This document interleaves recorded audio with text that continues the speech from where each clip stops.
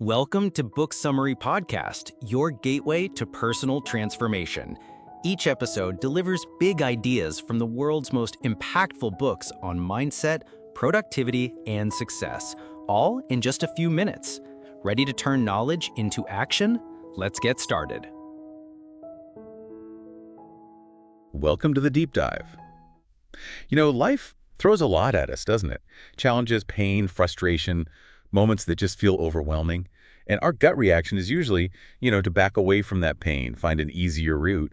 But what if those hard times, that very suffering, aren't roadblocks at all? What if they're actually invitations to grow, to find something deeper, richer? It's this kind of radical idea that maybe embracing the struggle is the real path. Let's explore that today. It's a really challenging idea, isn't it? And it's right at the heart of the book we're diving into, M. Scott Peck's The Road Less Traveled. Right. And the book itself has quite a story. Published back in '78, it didn't exactly make a splash initially. Peck was unknown. It took 5 years, believe it or not, to hit the bestseller lists. Became a real sleeper hit. Wow, 5 years. That's unusual. So no big marketing push. None to speak of. It spread organically, word of mouth, essentially. It just resonated. People in Alcoholics Anonymous, for instance, really connected with it. They felt Peck was saying what they'd been thinking and feeling all along, but were afraid to talk about. That's incredible. When a book spreads like that, it suggests there's something really powerful, really true at its core. Absolutely. And Peck himself was, he admitted to a kind of congenital obliviousness about its potential success. He even tells this story about his mother.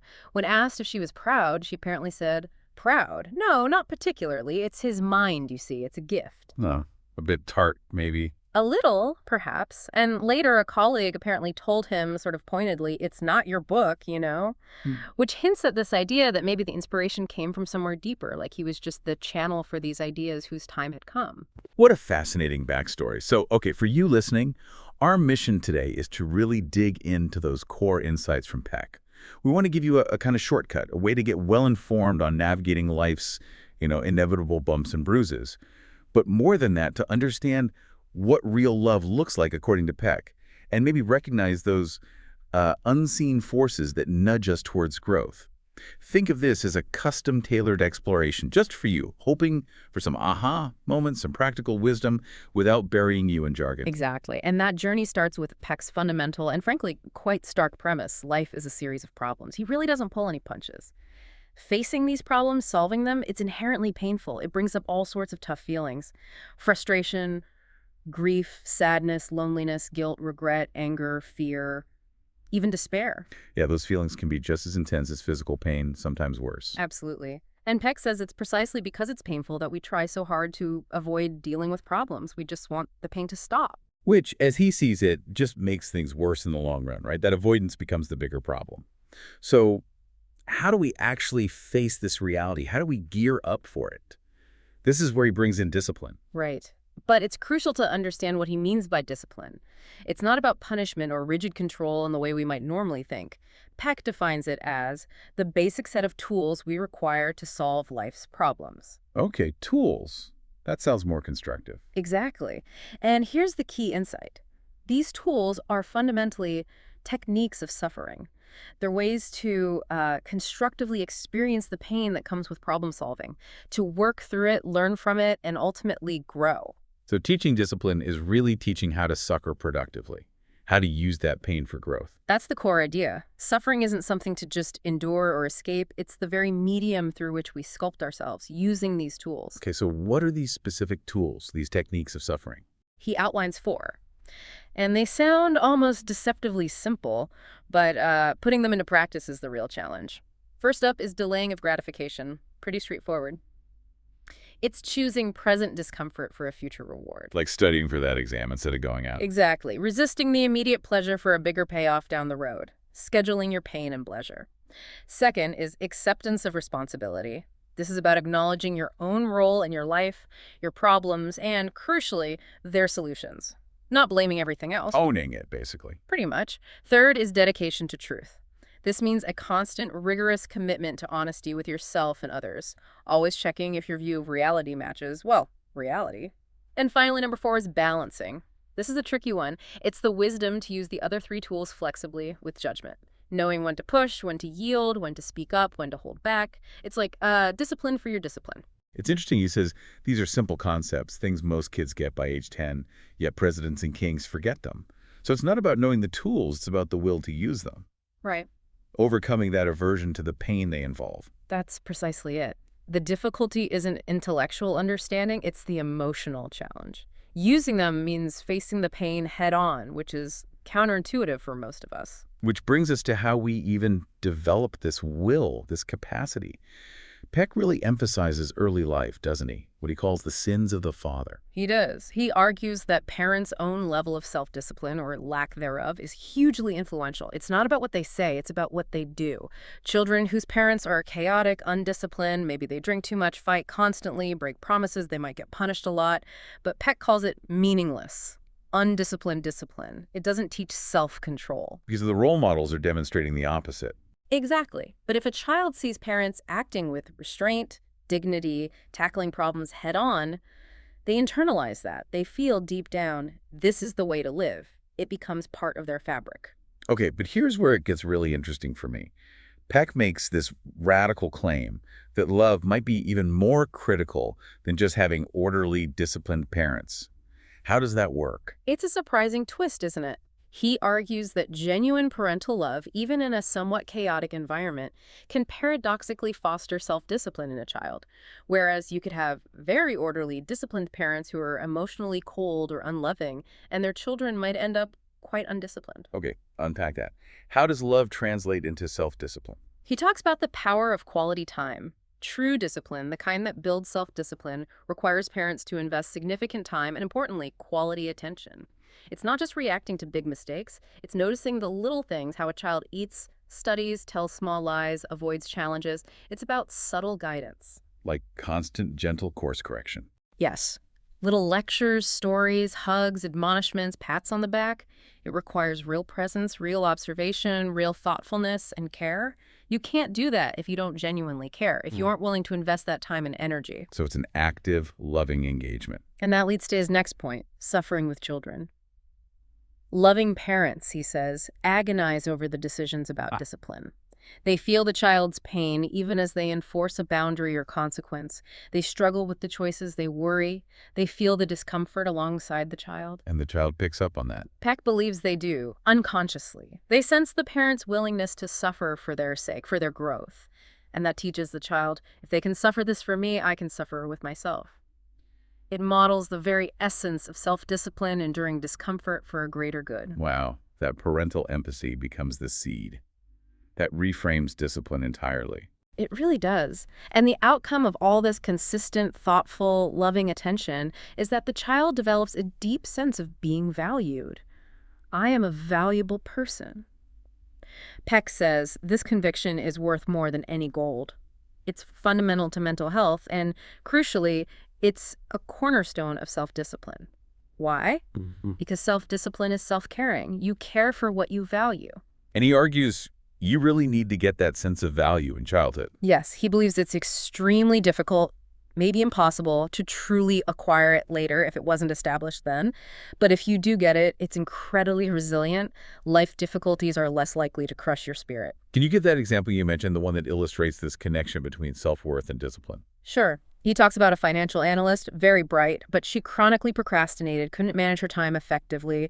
It turned out that during her childhood, even though her parents were financially comfortable and could have cared for her, they farmed her out to paid foster parents during every single school vacation. Ouch. That sends a pretty clear message. A devastating one. She internalized the feeling of being of little value, not worth caring for. And because she didn't value herself, she didn't value her time. Why organize or protect something you don't consider valuable? So the procrastination wasn't laziness. It was a symptom of this deeper lack of self-worth. Exactly. Once therapy helped her start to see her time, and by extension herself, as valuable, the self-discipline to manage it followed naturally. That's a powerful link. And what about fear? Specifically, that fear of abandonment children naturally have. How does that play into developing discipline? It's huge. Children depend utterly on parents for survival, so abandonment is terrifying. Loving parents, Peck says, constantly reassure them, verbally and through consistent actions. We'll be back. We won't leave you. This builds an inner feeling that the world is a safe place. security. And that security is what allows a child to risk delaying gratification. They trust that the opportunity, the reward, will still be there later. Whereas if parents use threats of withdrawal or abandonment, They create children who are excessively fearful of the future. These children grow up feeling the world is precarious. They need gratification now because the future feels too uncertain to wait for. Delaying gratification feels far too risky. so this foundation of love, security, and modeled discipline in childhood is absolutely critical. But realistically, most of us didn't get the perfect version. We arrive in adulthood with some gaps. That's putting it mildly for many people. And that brings us to Peck's next major section, the imperative of responsibility. He acknowledges that most of us develop some ability to delay gratification, maybe enough to function, but it's often imperfect and incomplete. And this leads to an equally imperfect ability to solve life's problems, a common symptom, that tendency to just ignore problems because facing them hurts. You're kicking the can down the road, Yeah. prioritizing comfort now over resolution later. Exactly, hoping the future pain won't materialize even as the problem likely grows bigger and harder to solve. This sounds very much like that idea from Eric from The Escape from Freedom. Like we actively choose not to use our power. Peck makes that connection explicitly. When we dodge responsibility, blaming fate, society, our boss, whatever, we effectively give away our power. We make ourselves passive victims. He notes how often patients come to therapy feeling utterly helpless, unable to cope or change things, and it's usually because they've handed over their agency. So the healing path involves reclaiming that agency, realizing that adult life is fundamentally about choices. Totally accepting that. Yes, if you accept that you make the choices, you are free. If you don't, you remain a victim. Peck's really good at illustrating these points with stories. Can you share one of those cases showing this avoidance of responsibility? Oh, definitely. There's the career sergeant in Okinawa getting into trouble for drinking too much. When confronted, he insisted it wasn't his problem. There's nothing else to do in the evenings in Okinawa except drink, he claimed. That classic external excuse. Right, so Peck challenges him. What about reading? Too noisy in the barracks, the library, too far away. Fishing, other hobbies, more excuses. Finally, Peck reframes it. So, there are other things to do, but the thing you like doing most is drinking. How did the sergeant react? Frustration. This damn island would drive anyone to drink, he insists. Complete refusal to see it as a personal, solvable problem. He needed the island to be the culprit. A textbook example of shifting blame. Is there another case? Yes, also from Okinawa. A young wife made a superficial cut on her wrist. Why? She blamed the dumb island, her isolation, having no friends. Okay, so similar starting point. Very. But again, the probing questions revealed the avoidance. Why no friends? Stupid Okinawan housing area. Neighbors don't speak English. Why not drive to the American area? Husband takes the car. Why not drive him? It's a stick shift. I only drive automatic. The inevitable. Exactly. And the final question, why not learn to drive a stick shift? At this point, she apparently glared at Peck and snapped, "On these roads, you must be crazy." That glare, Peck says, showed the depth of her resistance. She'd rather home herself, however slightly, than face the discomfort and effort of learning a new skill that could solve her problem. She chose helplessness. These are such vivid illustrations of that escape from freedom. How does Peck categorize these patterns? He uses specific terms, right? Neurotics versus... Character-disordered individuals. It's a crucial distinction for him. Neurotics, he says, tend to use phrases like I ought to, I should, I shouldn't. They see themselves as falling short, as being the problem. Their self-blame can be excessive, but crucially, they accept responsibility for their difficulties. That makes them relatively easy to work with in psychotherapy. They're already owning the problem, in a sense. And the character-disordered. They're the opposite. They lean heavily on, I can't, I couldn't, I have to. They see themselves as powerless, completely directed by external forces. They view the world as the problem, not themselves. The world needs to change, not them. This makes them much more difficult, if not impossible, to work with because they don't see any need for internal change. So one blames self, the other blames the world.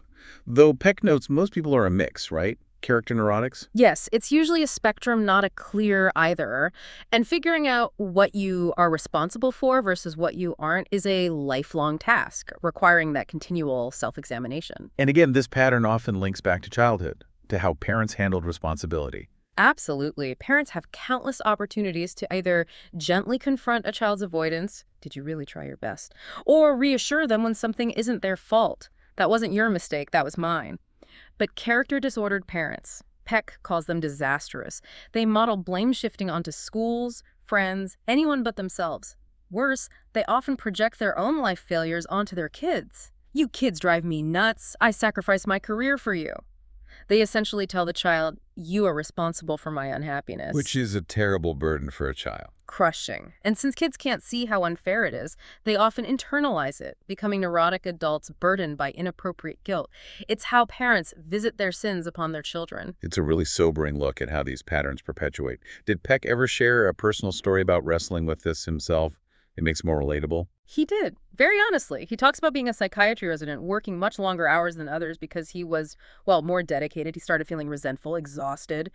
So he went to his director, Mac Badgley, basically hoping Mac would fix it for him, exempt him from new cases, find some other solution. Trying to hand off the responsibility for his own choice to be dedicated. Precisely. Mac listened, then just said calmly, well, I can see that you do have a problem. And Peck got it instantly. He realized he was the one choosing the long hours.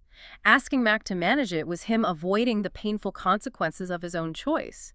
It was giving away his power, his freedom, and escape from freedom. That self-awareness, even for him, was key. A powerful reminder that this is an ongoing process for everyone. A constant vigilance, yes. Okay, so we've covered discipline as tools for suffering and the absolute necessity of taking responsibility.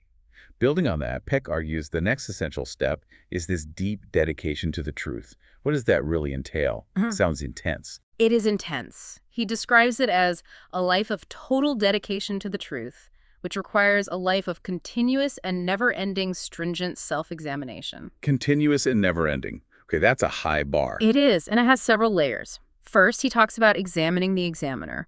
To really understand the world, you have to understand yourself simultaneously. It's why therapists undergo therapy. You can't see clearly in others what you can't see in yourself.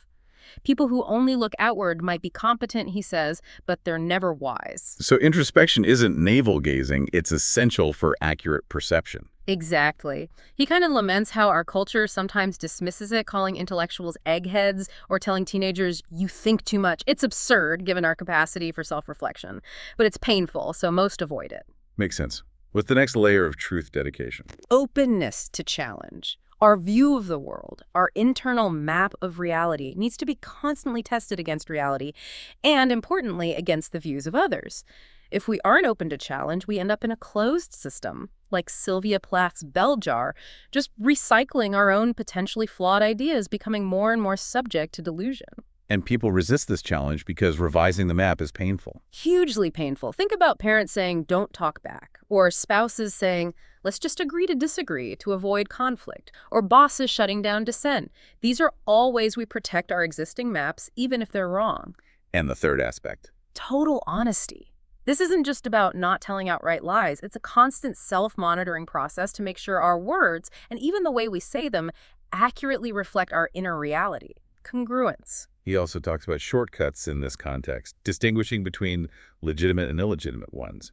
How does that relate to truth? Well, a legitimate shortcut genuinely helps you acquire knowledge efficiently.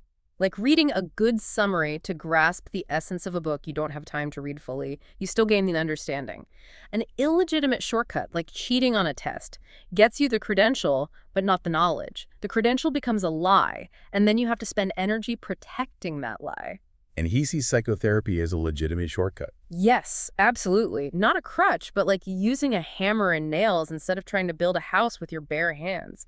It's a tool to make the difficult work of growth more efficient and less unnecessarily tedious, lengthy, and difficult. That's a helpful way to frame it. But what about the lies we tell ourselves? Self-deception seems like the trickiest form of dishonesty. Peck argues it's perhaps the most potent and destructive. We lie, not only to others, but also to ourselves. He points to two incredibly common and damaging self-deceptions. Convincing ourselves we really love our children or our parents really loved us, when deep down the evidence might suggest otherwise.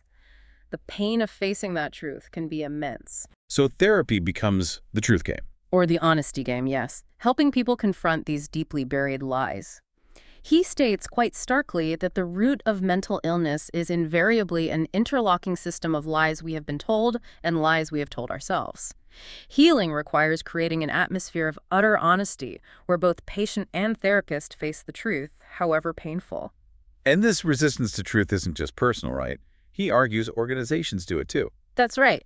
He uses the Miley example where he was involved in analyzing the event and its cover-up for the Army. His team's report and recommendations, which aimed at preventing future atrocities, were themselves effectively covered up by the Army leadership. Why?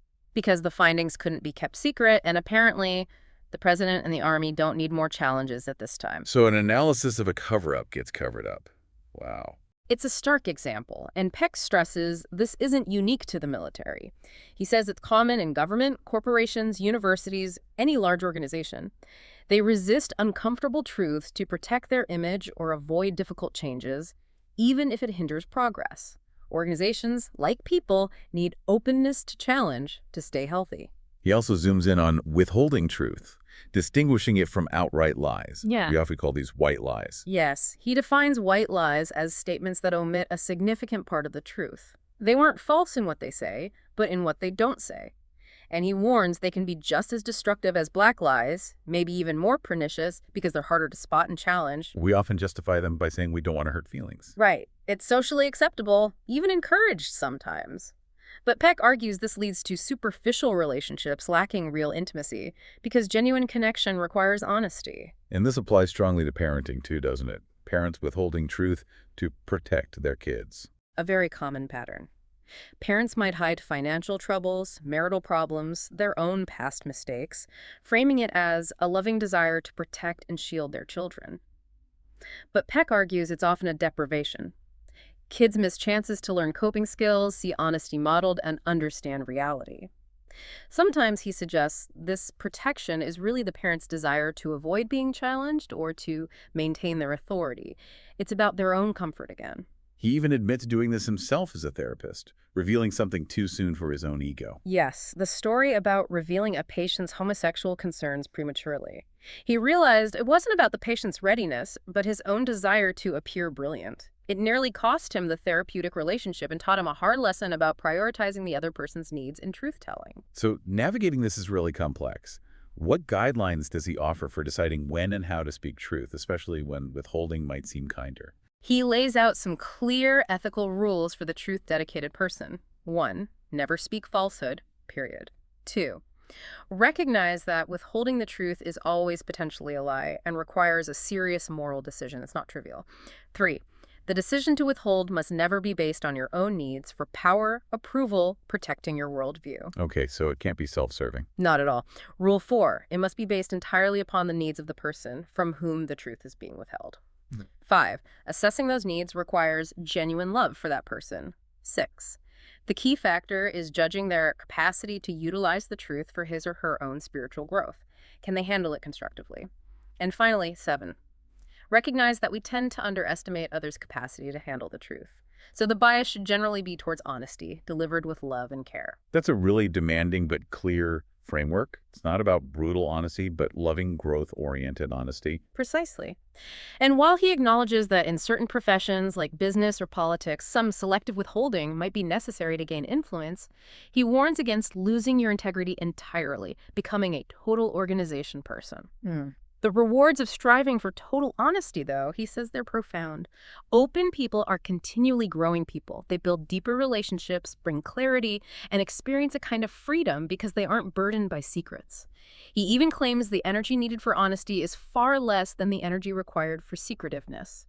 That's a compelling payoff. So we've journeyed through discipline, responsibility, and truth. These all demand that final tool, balancing. Flexibility, judgment, even disciplining our own discipline. Peck uses a personal chess story here. Right. He talks about his intense competitiveness, his need to win, even playing chess with his young daughter. He realized one evening he'd botched the evening because winning became more important than connecting with her. It was painful, realizing he needed to give up some of that drive, even though it had served him well elsewhere.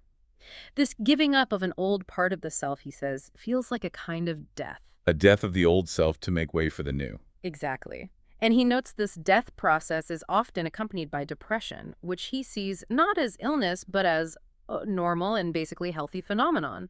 It's a signal that the old ways aren't working, that growth is needed. So even depression can be a signal for growth.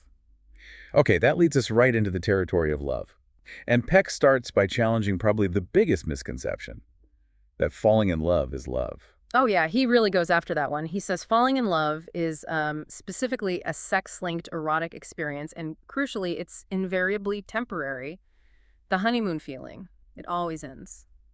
Always. Why does it happen then? What's his explanation? He links it to our ego boundaries, that sense of where I end and the world begins. As infants, we don't have these. We feel merged. Developing boundaries is essential for identity, but it also creates a sense of separateness, of loneliness. And falling in love feels like temporarily dissolving those boundaries. Precisely. A sudden collapse of a section of those boundaries. You feel merged, one with the beloved. It's a dramatic relief from loneliness experienced as ecstatic. But, and this is the key, it's effortless. It happens to you. It's not an act of will, not an extension of your boundaries to include another. Real love, he insists, is a permanently self-enlarging experience. Falling in love is not. So it's more like a temporary state, not an action or commitment. He even calls it an evolutionary trick. Huh. Yes, he speculates it might be a genetically determined instinctual component of mating behavior, a way our genes hoodwink us into pairing up for species survival. Though he does concede it might also offer a foretaste of deeper mystical union, an incentive for real love. Okay, so falling in love isn't the real deal. What's another big misconception he tackles? Dependency. The idea that needing someone equals loving them. His response to that is blunt. He recalls telling a patient who said, "I can't live without my husband. I love him so much," essentially. No, you don't. What you describe is parasitism, not love. Parasitism, that's harsh. It is, but his point is stark. When you require another individual for your survival, you are a parasite. There is no choice, no freedom involved. Love is the free exercise of choice. Two people love each other only when they are quite capable of living without each other, but choose to live with each other. Wow. So love requires independence first. Can you define this pathological dependency more? What does it look like? He defines it as an inability to experience wholeness or to function adequately without the certainty that one is being actively cared for by another. It's different from normal dependency needs we all have. This is pervasive, crippling. He calls the personality disorder passive dependent, maybe the most common psychiatric issue. These individuals are so busy seeking to be loved, they have no energy left to love. They feel an inner emptiness, a bottomless pit, defining themselves only through relationships. Like that punch press operator who felt suicidal when his wife left. He thought it was love, but Peck saw it as need. Exactly that case. These individuals often can't do things unless it secures someone's attachment. In marriage, they often create more dependency, not less. Rigid roles, learned helplessness. Like the wife who suddenly can't drive a stick shift after marriage. That's a classic example he gives. It effectively chains the husband to her needs. These marriages might feel secure, he says, but they aren't healthy or genuinely loving because they're built on necessity and lack of freedom, not choice. And where does this come from? Back to childhood again. Almost always. A lack of consistent parental love creates that inner sense of insecurity, feeling questionably lovable and valuable. So they scramble for love, cling desperately, often becoming manipulative. They lack self-discipline because they can't delay gratification for attention. Honesty goes out the window if it risks losing the attachment. They passively expect others to make them happy, leading to endless anger when that fails. Often leads to addiction, first people, then substances. It sounds like the complete opposite of love then. Peck calls it a form of anti-love. It nourishes infantilism rather than growth, traps and constricts rather than liberates, ultimately destroys rather than builds. Pretty damning. Absolutely. He also distinguishes love from just strongly liking or being invested in something, what he calls cathexis without love. What's the difference there? We can cathect or invest emotional energy in almost anything. Money, power, hobbies, collections. We can feel love for these things. But Peck argues if these things become ends in themselves rather than means towards spiritual growth, the effort isn't self-enlarging. It's not genuine love because, for him, the only true end of love is spiritual growth or human evolution. If it doesn't foster growth, it's cathexis, not love. Can you give some examples? This distinction feels important, maybe a bit subtle. Okay, take pets. We care deeply for them, right? Feed them, grieve them. But Peck argues it's not love in the highest sense. Why? 1, communication is limited, so we project onto them easily. 2, we value them most when their will matches ours. If they become difficult, we train them for our convenience or even get rid of them. 3, we actively foster their dependency. We don't want them to grow up and leave. That challenges the way many of us think about our pets. Does he apply this to human relationships too? He does, controversially. The war brides example. American soldiers marry non-English-speaking women. Things are idyllic while they can project onto the wives. Once the wives learn English and assert their own will, the marriages often crumble. The men couldn't handle a separate person. He warns about men calling women tets.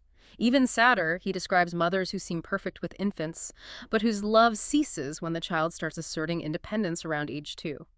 They then feel compelled to have another infant, another pet, leaving the older child emotionally deprived, often leading to depression or passive dependency later. So real love has to embrace and even encourage the other's separateness and growth, their independent will. Yes, and this leads to his idea of judicious giving. Love isn't just showering people with affection or things, it's judicious giving and judicious withholding. It requires thought, sometimes painful decisions, not just instinct. It involves praising and criticizing appropriately. It involves arguing, struggling, confronting, urging, pushing, and pulling in addition to comforting. It's active leadership towards growth. He mentions a minister who had to learn this the hard way. Right. The minister, reacting against his own neglectful father, became overly loving in a way that infantilized his family, calling his wife kitten, grown sons little ones. He had to learn that real love is complex, using head as well as heart, that sometimes not giving is more loving, that fostering independence is better than enabling dependency. He had to risk being the bad guy sometimes to be truly loving. This all leads to Peck's core definition, doesn't it? True love is not a feeling. It is a committed, thoughtful decision. That's the crux. It's volitional rather than emotional, a choice, a commitment. To be loving, whether or not the loving feeling is present. If the feeling's there, bonus. If not, the commitment remains. This is why he says things like intensive therapy or marriage require showing up regularly, routinely, and predictably, no matter how they feel. The real work, the opportunity for genuine love, starts after the falling in love feeling fades. And because it's this deep, committed action, it means we can't possibly love everyone genuinely, can we? Our capacity is limited. Exactly. Genuine love takes immense energy and focus. It's precious and needs to be directed as productively as possible, primarily towards those capable of benefiting in terms of spiritual growth. He challenges the Western myth of exclusivity, though. While spouse and children are primary, he believes some people do have the capacity for additional, genuinely loving relationships outside the family. But it requires immense self-discipline not to spread oneself too thin. It's of the quality and commitment, not just the feeling. How does he tie this back to separateness again? You mentioned Khalil Gibran. Yes, he quotes Gibran beautifully. Your children are not your children, and crucially for couples, let there be spaces in your togetherness. True love, Peck insists, respects and actively cultivates the other's individuality, even if that risks separation or loss down the line. He uses a great analogy, marriage as a base camp for mountain climbing. It's the secure place you return to for support, but the ultimate journey, spiritual growth, is individual, peaks that can be climbed only alone. But that individual ascent elevates the relationship, the whole base camp. A beautiful image. So individual growth is paramount. This brings us to how our whole worldview, our understanding of reality, shifts or doesn't, based on these experiences of discipline, love, and truth. Right. Peck explains our first and most fundamental culture is our family. Parents are the culture leaders. Our worldview isn't shaped so much by what they say, but by the reality they create through their actions. He tells the story of Stuart, an atheist patient. Stuart didn't believe in God, but his unconscious did believe in a terrifying, dangerous, cutthroat God. Why? Because although his parents talked about a loving God, their actual behavior towards him was vicious. His unconscious extrapolated from their actions. So our first idea of God is often just a projection of our parents' nature. That's sobering. And this must cause endless conflict, since everyone's carrying a different map based on their unique upbringing. Exactly. Most people, Peck thinks, stay stuck in the narrower frame of reference of their childhood microcosm. They don't transcend it. This leads to conflict, from marital arguments to international misunderstandings. He mentions a study of U.S.-Soviet negotiations where unacknowledged differences in basic assumptions made each side see the other as irrational or evil. We're like those blind men touching different parts of the elephant, each claiming to know the whole truth. So spiritual growth is this journey out of that microcosm into an ever-expanding understanding. A journey of knowledge, he says, not just faith. And fascinatingly, he suggests the path requires questioning everything, even what we hold dear. Yes, actively seeking the threatening and unfamiliar, deliberately challenging our own cherished beliefs, it's a radical commitment to truth-seeking. He even applies this critique to science itself, what he calls the religion of science. He respects the scientific method, obviously, but warns it can become dogmatic. How so? How can science become a limiting dogma? Scientists might reject anything spiritual simply because religion had been misused historically, throwing the baby out with the bathwater. Or they develop tunnel vision, idolizing measurement, dismissing anything intangible, love, courage, evil, God as unimportant simply because it can't be easily quantified. So even science needs humility about its limits. Precisely. But he also suggests that just as science has matured, recognizing paradox in quantum physics, for example, individuals can mature into belief, moving from superstition through healthy skepticism, agnosticism, towards a more accurate, nuanced understanding of God, a God beyond God, as Tillich put it. Science's own encounter with paradox might help us break free from rigid materialism. This expansion of awareness connects to his idea of perceiving the miraculous, right? Seeing the extraordinary in the ordinary. Exactly. He calls it being cognition. It's about seeing the divinity and perfection, not just in grand events, but in the everyday stuff. Just by paying really close attention, it reveals our deep interconnectedness, the intricate balance of everything. It's waking up to the wonder that's already here. And part of that wonder, he suggests, is how incredibly resilient we are, psychologically. The amazingly healthy human psyche. It's a puzzle for psychiatry. They understand pretty well why people get mentally ill, the causes of neurosis. What they don't fully understand is why people aren't more ill, why they survive the traumas as well as they do. Same in physical health. We know it causes many diseases, but the mystery is why our immune systems work so well most of the time against constant threats. There's a fundamental healthiness, a drive towards wholeness that's hard to explain purely mechanistically. This sounds like the idea of charmed lives. Yes, he talks about his own near misses, almost hit by a car, nearly skiing into trees, and observes that most people have similar stories of narrowly averted disasters. Is it just random chance, or, as the hymn says, "'Tis grace hath brought me safe thus far"? He wonders if there's an instinct not just for self-preservation, but for preserving others too, a force working for life. And he sees the unconscious mind as a key player in this force for good, not just a repository of dark impulses. Very much so. He argues that things like Freudian slips in therapy aren't just random errors, they are invariably helpful. The unconscious, he believes, is actually allied with the therapist, pushing towards openness, honesty, truth, and reality. Could you give an example of that? He mentions a very meticulous patient who forgot to sign her therapy check, revealing hidden anger and resistance she wasn't consciously aware of. Another patient referred to his difficult sister as his sister-in-law, slipping and revealing his unconscious wish to distance himself from her. These slips guide the conscious self towards greater congruence with reality, towards healing, feeling reborn. So our unconscious is trying to help us align with truth.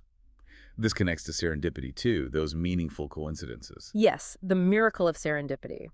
Things like proven psychic phenomena, he mentions dream transmission studies, or just those statistically improbable events that turn out to be incredibly beneficial.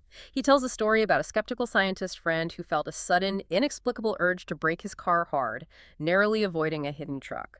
No logical reason, just an impulse that saved him. And his own experience finding the perfect book. Right. Stuck writing the section on responsibility, feeling completely blocked. Then, out of the blue, a colleague's wife, someone he described as distant and reserved, loans him Erich Fromm's Escape from Freedom, which contained the exact concept he needed. An event both extraordinary and ordinary, like a gentle tapping on the window pane from somewhere else. Okay, so bringing all this together, resilience, helpful slips, serendipity. How does Peck define this force? What is grace? His working definition is this. Grace encompasses phenomena that nurture, support, protect, and enhance human life and spiritual growth. Their mechanism is either incompletely understandable, like immune resistance, or totally obscure, like psychic events, by current science. These events are frequent, routine, commonplace, and essentially universal, not rare miracles. And crucially, their origin is outside of the conscious will and beyond the process of conscious decision-making. It's an external helping force. A force outside our conscious control that actively promotes our growth. And he connects this directly to evolution. He does, in a fascinating way. He argues physical evolution itself, life moving from simple to complex, runs counter to the second law of thermodynamics, the tendency towards disorder, entropy. This relentless thrusting evolutionary force towards higher complexity is, for him, a fundamental miracle. And spiritual evolution, our growth, is similar. It's effortful because we're pushing against a natural resistance and inertia keeping things as they are. That resistance, that force of entropy as it operates in our spiritual lives, is what Peck labels laziness. Laziness is the spiritual equivalent of entropy as original sin. That's quite a statement. It is. He says, if we overcome laziness, all the other impediments will be overcome. It's the fundamental obstacle. Laziness, in his view, isn't just physical sloth, it's fear of the effort growth requires. It's love's opposite. He sees this as an internal battle within each of us. Two selves, one sick and one healthy, the life urge and the death urge. The upward pull towards growth, towards godhood, versus the downward pull of entropy, the original sin of laziness. And he takes this even further, hypothesizing about the nature of our unconscious in this battle. Yes, this is where he makes his boldest leap. Our unconscious is God within us. Psychotherapy then becomes the process of making the unconscious conscious, aligning our conscious ego with this deeper, wiser, omniscient self. The goal isn't to eliminate the ego, but to develop a mature ego that can serve this inner divinity, becoming God's agent in the world. Becoming a conduit for grace. Becoming God's agent, that sounds like an immense responsibility. Does achieving this higher awareness make life easier? Absolutely not, according to Peck. It brings joyful humility, knowing your wisdom comes through you, not from you, but it doesn't bring ease.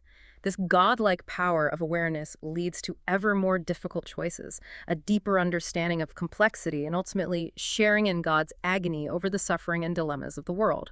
More awareness means more responsibility, more pain, alongside the joy. A profound, almost daunting vision. Okay, let's bring this concept of grace full circle, back to mental illness. Peck's radical idea here is that the symptoms themselves, the anxiety, the depression, are actually manifestations of grace. How can that be? It sounds paradoxical, doesn't it? But his logic is this. Those painful symptoms are the unconscious mind's way of getting our attention. They're signals, alarms, telling the conscious mind, hey, something's wrong here. You've gone off course. Your spirit isn't growing. It's in danger.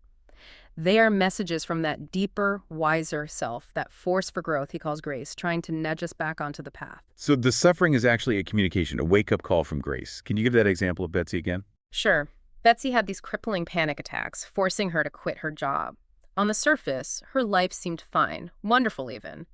But therapy revealed deep, unacknowledged boredom with her marriage and her job.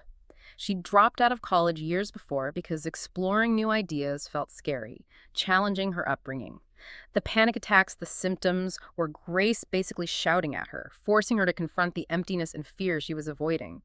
By listening, by accepting the message and the symptoms, she went back to college, expanded her world, and the anxiety disappeared. The grace worked. But most people don't react that way, do they? They just want the symptoms gone. Exactly. Most people reject this gift. They ignore the symptoms, try to medicate them away, blame external circumstances. It's my job, it's my spouse. Only those who finally accept responsibility for their symptoms, seeing them as reflecting an inner problem, can actually hear the message and receive the grace. These, Peck says, are the poor in spirit Jesus talked about, humble enough to learn from their own suffering. He uses that ancient Greek myth to illustrate this whole transformative process, right? The story of Orestes. Yes, it's a perfect metaphor.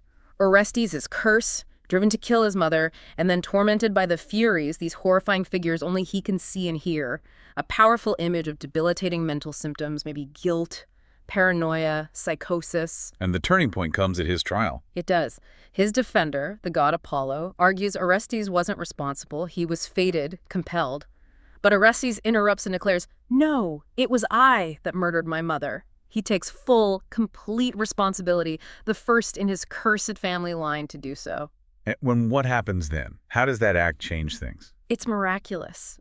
That act of radical responsibility transforms the terrifying Furies into the Eumenides, which means the benignant ones, the kindly ones, the bearers of grace. They stop tormenting him and instead offer him wise counsel, bringing him good fortune. So the very source of his torment becomes the source of his wisdom once he takes responsibility. Precisely.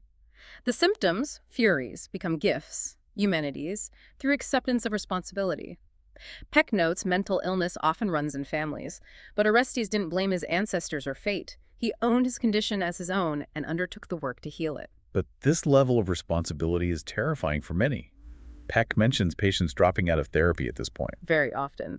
They quit when they realize healing ultimately requires them to assume total responsibility for their condition and its cure. Peck puts it starkly.